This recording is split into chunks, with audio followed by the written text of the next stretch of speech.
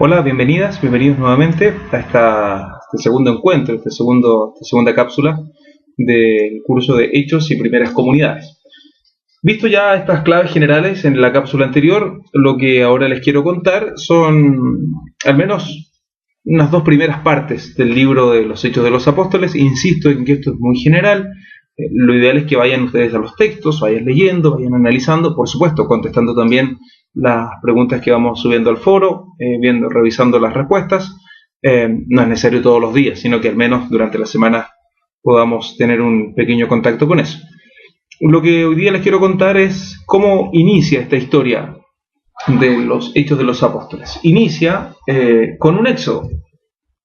El éxodo no me refiero al libro del Antiguo Testamento, sino que por así decirlo, al concepto del éxodo, que está inspirado en ese libro, pero que en definitiva se refiere a moverse, salir de un lugar, ir al otro, liberarse de un lugar para vivir la libertad en el otro, pasar por un momento difícil, de dificultad, para llegar a la gloria. En definitiva, lo que hace Jesús es un éxodo, pasar por la muerte, por el sufrimiento, para llegar definitivamente a la gloria de la resurrección. Y la comunidad también vive esto. La comunidad cristiana, siguiendo, sin saberlo en un primer momento, la historia o la suerte de su maestro, también, cuando Jesús muere, se viene el proyecto abajo. Los apóstoles y los demás discípulos habrán pensado volver a su vida anterior. Están deshechos, se acabó todo, se acabó lo que les había dado un sentido nuevo. Y entonces están desolados. Es la experiencia que viven, la experiencia de prueba, la experiencia de desierto. Pero se encuentran también con el resucitado y vuelve a resurgir, vuelve a brotar la alegría, el proyecto, el gozo. ¿Dónde descubrimos esto? Principalmente en el relato de los discípulos que van camino a Emaús la tarde del día de resurrección. Acuérdense, Lucas y Hechos son una sola, es una sola obra mayor. Por lo tanto, hay que descubrir ciertas claves en el Evangelio según San Lucas. En el capítulo 24, el relato de los discípulos de Emaús, nos está contando en definitiva lo que le pasa a la comunidad. Se vienen al suelo, obvio, cómo no, pero también resurgen y rebrota esto y con un ánimo y un entusiasmo pero increíble. Es la experiencia de la comunidad, es la experiencia de Jesús, es la experiencia de la comunidad. A esa experiencia la comunidad le busca el sentido. La comunidad se reúne, reflexiona lo que ha pasado con Jesús, lo que ha pasado también con ellos, y entonces dicen, bueno, Jesús está vivo, su gloria es el Espíritu Santo, y los creyentes entonces también gozamos de eso, también nos llenamos del Espíritu Santo. Y es en definitiva lo que ya en los Hechos vamos descubriendo en el relato de Pentecostés. Es decir, la suerte de Jesús es la suerte de los discípulos. Lo que le pasó a Jesús, lo que vivió Jesús, es lo que vamos a vivir también los discípulos. Hay ahí una constante de la primera comunidad. Por eso es que, en definitiva, salen a dar testimonio, movidos por este Espíritu, llenos del Espíritu Santo, resucita el proyecto del reino de Dios y entonces la palabra que recibieron se tiene que hacer vida. Salen a proclamarla. La fraternidad, el compartir, el servicio, todo es, en definitiva, testimonio de este Espíritu que tienen dentro de sí, el Espíritu de Jesús resucitado. Por tanto, hay un nuevo modo de vivir. Hay un testimonio de Jesús y hay un testimonio del proyecto de vida de Jesús.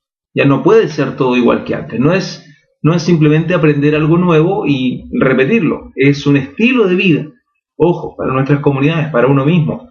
No es repetir cosas, no es aprender por aprender. Es un estilo de vida nuevo. Por eso que, por ejemplo, el concepto de casa de Dios comienza a cambiar. Al principio lo vemos en los textos, en los primeros capítulos. Los apóstoles suben al templo de Jerusalén y siguen orando como lo hacían antes. No hay un quiebre con el judaísmo. Sin embargo, también se reúnen en las casas. Y poco a poco el templo y las casas comienzan a ser el lugar de encuentro, de reunión, no solo de la comunidad, sino que con Dios mismo. Y así entonces el concepto o la realidad, casa de Dios, el lugar del encuentro con Dios, ya no es solamente el lugar físico, no es solo el templo, sino que también son los corazones donde vive el pueblo de Dios. La comunidad en definitiva pasa a ser ese lugar, más que el templo de ladrillo, de pared, de madera, de lo que sea. No es el lugar físico tanto como la comunidad viva, las personas. Comienza así entonces a cambiar la idea, a cambiar el concepto, por ejemplo, de pueblo de Dios. Más ejemplos tenemos, por supuesto. Los 5 primeros capítulos del libro de los Hechos de los Apóstoles habla de todo esto que yo les he contado brevísimamente. Bueno, desde ya, la ascensión, el relato de la ascensión del Señor, la elección de Matías, desde ya, todo cómo va viviendo la primera comunidad, algunos detalles por ahí, las sanaciones que pueden hacer los apóstoles, la predicación, el arresto, es decir, también hay dificultades. Hay unos azotes que recibe Pedro y Juan, es lo primero que se va contando, y también hay conflicto. El capítulo 5 relata el conflicto, el fraude de Ananías y Zafira, una historia que no es muy conocida tal vez, interesante de leer, interesante ver la solución, que nos puede espantar a lo mejor a nosotros, ya ahora, después de unos cuantos siglos de historia, pero que en definitiva, acuérdense, lo que se busca es el ideal, la comunidad ideal que ante un conflicto lo enfrenta y lo soluciona. La comunidad ideal que ante el pecado lo erradica, lo saca de raíz. Es lo que nos quiere enseñar. Los invito entonces a profundizar al menos esos 5 primeros capítulos. Luego continúa el libro de los Hechos de los Apóstoles, hablándonos de la predicación de Pedro y Pablo. Del capítulo 6 al capítulo 15, básicamente podemos entenderlo en la predicación de Pedro y en la predicación de Pablo. ¿Por qué de Pedro y de Pablo? ¿Por qué lo planteamos así? Porque son 2 grupos diferentes a los que va la predicación. Por una parte, los hebreos, que es en definitiva anunciar a Jesús a todos los judíos que no están llamémoslo así, en el país, o en Jerusalén, en Judea, sino que son los judíos que están en la diáspora, los que se han dispersado y están por todo el mundo, el Imperio Romano, o el mundo conocido, no nos compliquemos más. Jesús vino a proclamar la buena noticia primero a su pueblo, por tanto, los judíos que están fuera del país también merecen esta buena noticia. ¿Y quiénes lideran esta evangelización? Pedro y después Santiago. Santiago, que va a ser el gran jefe de la iglesia judeo-cristiana, al menos hasta el año 62 de nuestra era. El proyecto entonces era entendido a la luz de la Sagrada Escritura. En cierto modo había una cierta facilidad para enseñar o para predicar, para evangelizar a los judíos, porque ya hay una base, todo el Antiguo Testamento en definitiva. Es demostrar que en Jesús se cumplen las Escrituras. Pedro entonces ve en esta sociedad judía el lugar privilegiado precisamente para hacer comprender el mensaje de Jesús.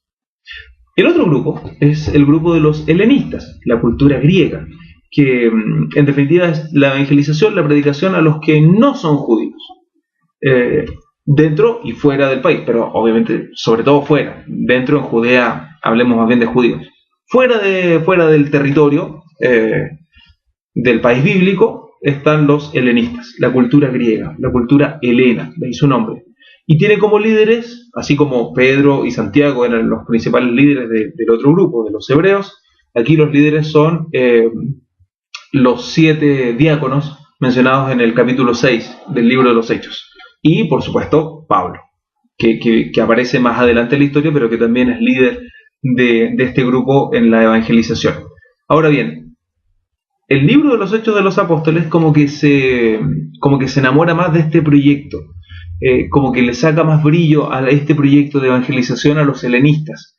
Hay mucho más, al principio, claro, es todo a los judíos, pero llega un momento, lo van a descubrir ustedes cuando vayan leyendo, o si ya lo leyeron, en que incluso los conflictos se centran más en lo que es el mundo heleno, y la predicación del mundo heleno, y sigue el libro de los Hechos a Pablo como personaje principal, guiado por el Espíritu Santo, ya dijimos, y Pablo está predicando a los helenos. Hay como una opción del autor de seguir más este proyecto de evangelización. El proyecto surge de un pensamiento mucho más crítico, como es el pensamiento helenista, y que tiene un espíritu radicalmente más exódico. Acuérdense lo que dijimos al principio de esta cápsula, el éxodo, el salir, el surgir. No nos vamos a quedar aquí, no nos vamos a quedar solo con los judíos, vamos a salir. ¿Salir a dónde? Al mundo heleno, vamos a salir al mundo de los paganos, vamos a salir a los que ni siquiera conocen que existe un solo Dios verdadero. Los griegos, la cultura griega, los paganos. Vamos a salir, vamos a hacer un éxodo y a ellos también les vamos a evangelizar. Esto es en definitiva lo que provocó en gran medida que el cristianismo se extendiera de manera rápida. y que no se quedara encerrado solamente en el mundo o en la cultura judía. La misión entonces en el mundo judío y en el mundo no judío, ambas por supuesto fueron necesarias. Son como las dos manos, la izquierda y la derecha, las dos son necesarias, son como los dos pulmones, los dos los necesitamos para respirar. ¿Podría haber uno y no el otro? Sí, podría, pero funciona mucho mejor si están los dos. Por lo tanto, ambas misiones, al mundo hebreo y al mundo heleno, son necesarias, y ambas, el libro de los Hechos lo deja claro, ambas son inspiradas por el Espíritu. Ambas tuvieron problemas, ambas tuvieron conflictos, de hecho en un momento se enfrentan las dos, ya lo vamos a ver más adelante, pero ambos son proyectos válidos de evangelización. Para nosotros, hoy, no existe proyecto que no sea válido para evangelizar. ¿Serán los jóvenes? ¿Serán los ancianos? ¿Serán los niños? ¿Será en la catequesis tradicional o será en una catequesis de frontera? Allá donde no quieren escuchar de Dios, bueno, habrá que ir a hablar de Dios, pero tal vez no mostrando la Biblia y diciéndole yo tengo la verdad, yo tengo la razón, sino que habrá que escuchar, habrá que acoger, habrá que dialogar, habrá que defender la verdad, habrá que defender la justicia, sin siquiera tal vez mencionar a Jesús de Nazaret en un primer momento, a Jesucristo. Eso vendrá después.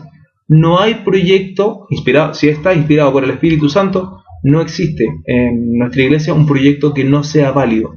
Todo proyecto, a los judíos, a los griegos, a los judíos griegos o paganos actuales de nuestro tiempo, todo proyecto es válido para llevar la buena noticia de Jesús, siempre, a ejemplo de las primeras comunidades, siempre guiados por el Espíritu, siempre movidos por o dando testimonio de vida cristiana. Algunos textos que pueden después ustedes encontrar aquí también en la plataforma son el martirio de Esteban, la conversión de Pablo, la predicación de Felipe, y por supuesto los siete diáconos. Todo eso entre el capítulo 6 y el capítulo 15. Nos vemos en una próxima ocasión, en una próxima cápsula.